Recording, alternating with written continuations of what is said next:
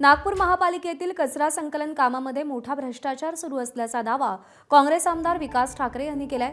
शहरातून संकलित केलेल्या कचऱ्याच्या वजनाच्या आधारावर कचरा संकलन करणाऱ्या कंपन्यांना पालिका पैसे देते, त्यामुळे कचऱ्यासह माती, दगड टाकून वजन वाढवलं जात असल्याचं विकास ठाकरे यांचं म्हणणं आहे। आपल्याकडे याचे पुरावे असून ते पालिकेला देणार असल्याचंही त्यांनी सांगितलंय। नागपूर महानगरपालिकेच्या कचरा संकलन कामामध्ये मोठ्या प्रमाणात भ्रष्टाचार झाल्याचा दावा काँग्रेसचे आमदार विकास ठाकरे यांनी केला आहे। भाऊ, नेमका कशा प्रकारचा भ्रष्टाचार आहे? तुम्हाला या संपूर्ण प्रकरणानंतर प्रशासनाकडे काय मागणी करायची आहे? असं की BVG, AG इन्व्हायरो या कंपन्या कचरा संकलनाचं काम करतात।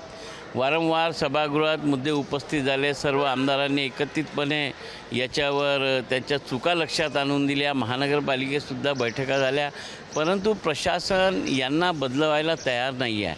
त्यांच्याकडनं नियमांचं उल्लंघन होत आहे। आपण पहा, डम्पिंग यार्ड भांडेवाडीला असताना अंबाझरी भागातील रहिवासी क्षेत्रात डम्पिंग यार्ड बनवलं, लंडन स्ट्रीटच्या जागेत डम्पिंग यार्ड बनवलं, यांच्यावर कर लादला, फाईन केला प्रशासनाने। त्या फाईनच्या पैशातूनच 33 कोटीचे यांना व्हेकल घेऊन देण्यात आले।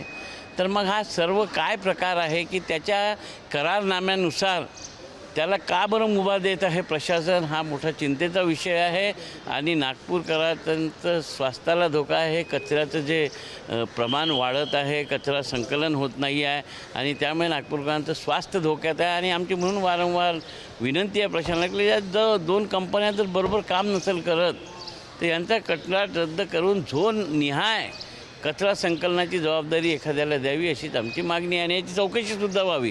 ज्या 33 कोटी रुपयाचा आपण त्यांना व्हेकल्स विकत घेऊन दिली, त्या प्रकरणाची चौकशी व्हावी।